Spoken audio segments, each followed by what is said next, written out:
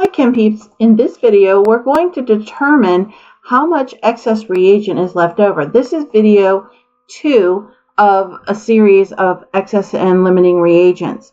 In the first video we have already determined that this is the limiting reagent and this is the excess reagent. In this problem we were given 100 grams of the limiting and we were given 100 grams of the copper. Now, in this problem, we are asked to find how much of this excess copper is left over when the reaction's over. To do this, I tell my students that the limiting will now become our A, our given, in the line problem, and our excess will be the B in our line problem.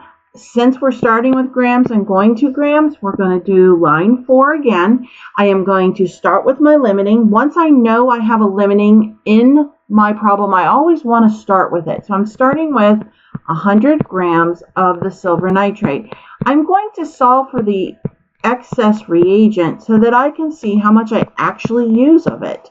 So following this line problem, I've written down my given. Now I'm going to multiply it by 1 mole of that given limiting, silver nitrate, over its molar mass off the periodic table. On the periodic table, it weighs 169.9 grams. Then I am going to enter this portion of the flow chart where we need the coefficients of the balance equation. Silver nitrate has a 2 for a coefficient. Copper has nothing, which means there is a 1. So there are 2 moles of the silver nitrate, or A, which goes in the denominator, and there's 1 mole of the copper, which goes in the numerator. Then we come out of that flowchart back on line 4, and we're going to multiply by the molar mass of copper on the periodic table, which is 63.5 grams of copper over 1 mole of copper. I know the problem is set up properly because if I go through here, my units and labels cross out as I go across here. And if I multiply across the numerator and divide by the denominator, I get 18.7 grams of copper used.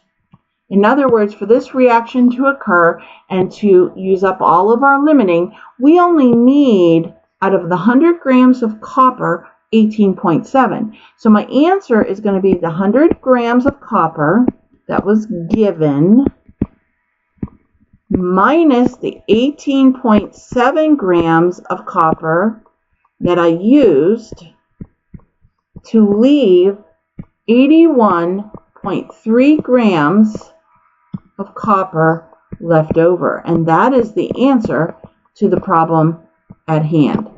Follow my third video, which tells me percent yield and how to do it. And you can find me on TikTok and YouTube at Kim's Chem Chats.